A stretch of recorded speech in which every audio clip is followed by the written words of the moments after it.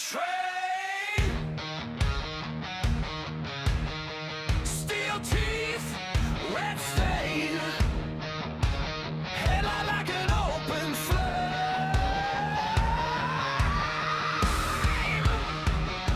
Save my life, save my life.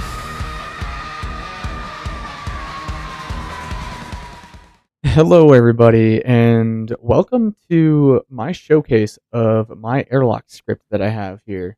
Not only does it work with a dual airlock system, but it works with a triple airlock system.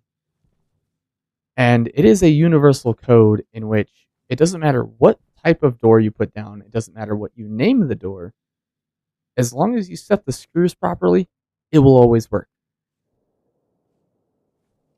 One of the things that I did here is the 00 screw is always going to be your exterior door. On top of that, I have connected LED lights here to kind of show the state that the airlock is in. So the very photosensitive friendly slow flash of the white to orange shows that this is currently in a standby phase. And it is in front of every single door. So no matter which door you are looking at, it will flash its current state. Now, most airlock codes utilize a single chip. Most of them use hashes to figure out which door you utilize, and you got to jump into the code and all that nonsense. So the reason I designed this the way I have is for those who don't want to touch coding, who don't want to mess around with it, it's extremely easy to just plug and play into the existing advanced airlock systems. So this door is currently open. Now the code is actually watching for somebody to click on one of these doors. So let's click on this one, and there we go. As you can see, the LED on the outside of this door cycled to a red, showing that you cannot click on these doors, and even if somebody does click on it, it will not interrupt the code. So it is, as far as I can tell, foolproof. So whoever's either inside or outside, the door that was clicked on to actually open is the door that is being worked. And as you can see here, it also is smart enough to recognize which door just closed and which vents to depressurize the room into. Now, unlike the advanced airlock chip, this will wait for a perfect vacuum. You can see its pressure is 0. With the advanced airlock chip that the devs have provided, it would have already opened. But as you can see there, it had to hit NA, meaning there is absolutely no molecules of pressure inside of this room for this door to open. And you guys probably couldn't hear it from my mouse clicks or anything, but I did run over here and try to click on these both doors while this was cycling, and as you can see, it did not interrupt the cycle. Now, this system is incredibly intuitive as it uses the same base design as the advanced airlock. Whereas you have your active vents here, you have a single door, and you have a single gas regulator. That is the bare minimum that you need for this system to work. You can actually not include the LEDs, and it will just bypass those. Now, let me bring my HUD back, and let me turn on my sensor lenses here. And you can actually see how simplistic the wiring is as well. So running from the circuit housing, I've got the vents here plugged in. I've got the doors themselves plugged in, and the sensor. Obviously, in my setup, I have the little LEDs here hooked up, but that's all you need. Super simplistic system, very easy to work with. So, as I said earlier, the vents themselves, those have to be named. And the naming convention that I used is very, very simple. So door A, vent A, LED A. So really all you have to do is just add an A and make sure the name matches what side of the system they are associated with. So like here, airlock C, vent C, and LED C. I can't reach it through this door, but just trust. I'll show you on that one. Then we have vent B, airlock B, and LED B. Now the doors themselves don't need to be named in this case. The only names that have to be set are the LEDs and the vents. Those have to be set that way because that's what the code is looking for. What the code is looking for the doors is these screws.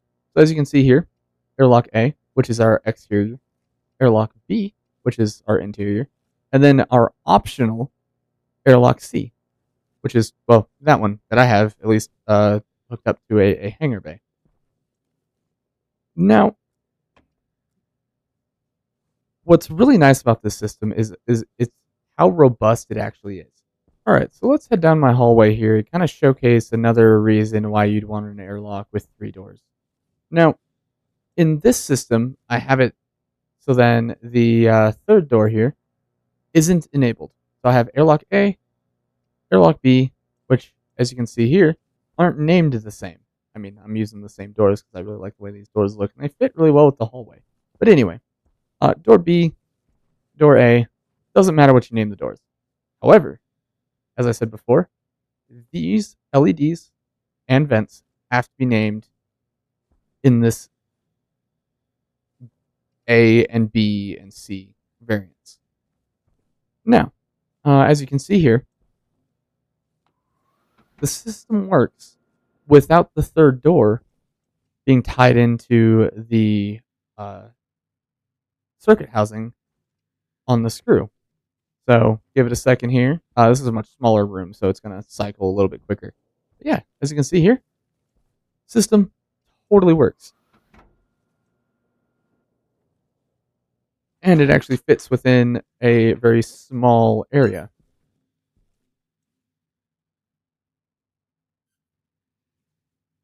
But what I'm going to do is I'm going to let that cycle. That way I can kind of pop these panels off real quick here. Give you guys kind of more of a skeletal view of how I have this all set up. So very simply, wiring over to the vents. Make sure all the vents are plugged in. I have a little light here. This is not necessary. Super nice though. This is not necessary, the console monitor. It just helps to kind of see what's going on. And the gas sensor. And then I got all the doors plugged in. Super simple. You can hot swap the chip out of the console that the devs gave us for the Advanced Airlock and just slap in the code itself. Now, let me plug all this back up, and I can show you that, oh, come on, there we go. This system works really well for like mechanical access or any sort of third door that you need. So it works perfectly fine as a dual airlock system. So all I have to do here is select the, what do we got here? Mechanical access. Replace the chip. So now that I've got the code reset, you can see here that I can actually access this door now. As it pumps it down, should be pretty quick. What's really nice about this is it doesn't matter if somebody is in there in a multiplayer scenario or if you're in there, everybody can still utilize this airlock system. That way it doesn't completely lock down a hallway if somebody needs to access the mechanical area. And if you're trying to access the mechanical area, it won't allow people to cycle through the airlock. I just clicked on those a bunch of times. Without this door and this sequence finishing. So I just clicked on it a bunch of times, and it's perfectly fine. It's not going to immediately try to close this door or anything like that. And as you can see on this end, I actually don't have an LED. So the LEDs are completely optional. Super handy, very, very universal. And again, as you can see here, I have a different door type for the third door, and it doesn't care. The code is that robust. Now, I was able to fit all of this inside of a one IC10 chip with room to spare. I'm currently utilizing 265 out of the 496 bits that were allotted, and I still have a couple extra lines of code here, so I only use 119. So what I'm going to do is I will let you guys kind of see the code that I have here, kind of walk you through it and how it functions. That way, if you guys want to code it yourself, try to understand how this code works, it's very, very intuitive. So airlock A, B, and C, we have here reading the screws. So exterior door is always screw 0. Interior door is always screw 1. And then you have the optional door for the third door as screw number 2 here. And then obviously sensor. The sensor doesn't need to be named. If you want to, you can. The vents do have to be named, and they're notated here A, B, and C. And the LEDs have to be named, notated here A, B, and C.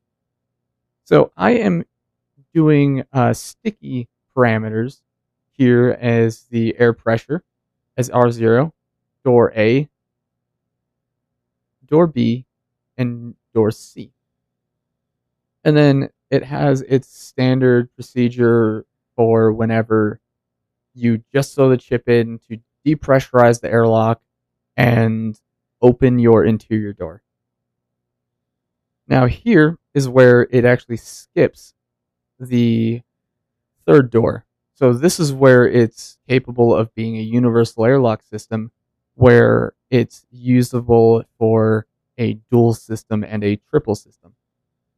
So it just goes through, depressurizes, cycles back up to the sensor to make sure that it's a perfect vacuum. And then once it's a perfect vacuum, it will continue on, turn off the vents.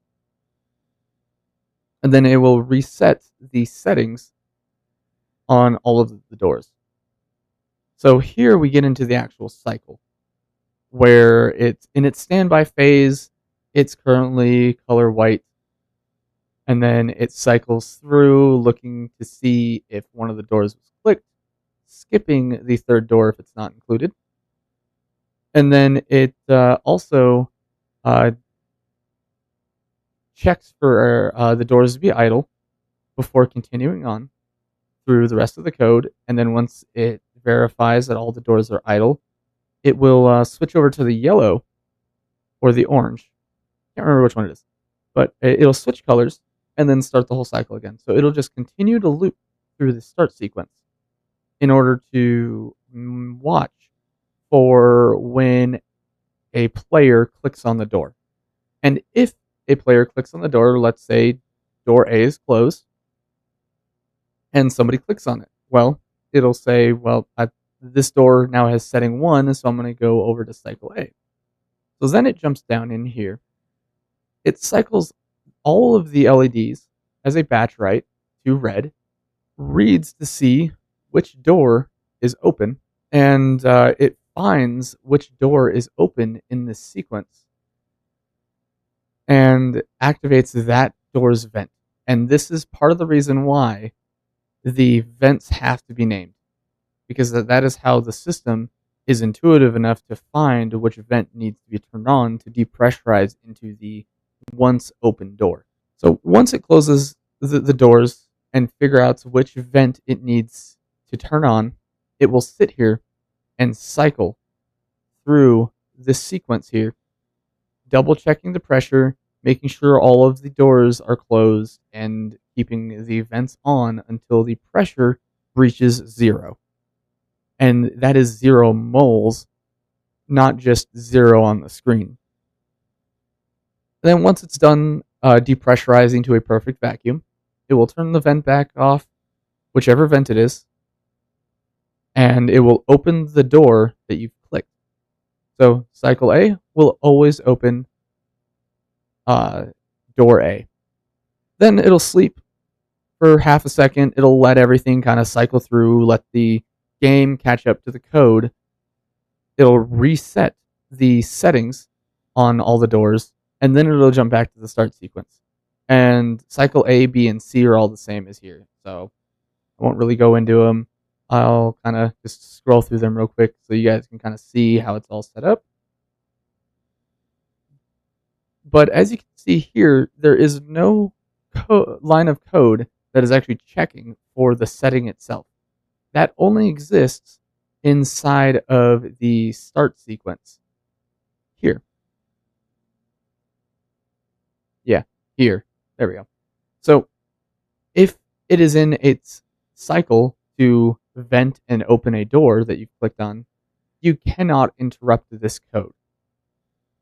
So it is very intuitive. It is, I want to claim it is foolproof. I don't believe you can break this code.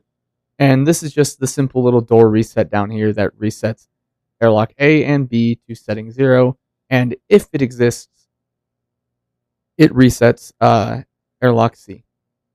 So that's just kind of a quick run through of both my airlock, the code itself, and how it is a universal 2- and 3-way airlock. So I really hope you guys enjoyed my little showcase here of a very robust airlock system that does not get stuck. You cannot cancel out of the depressurization.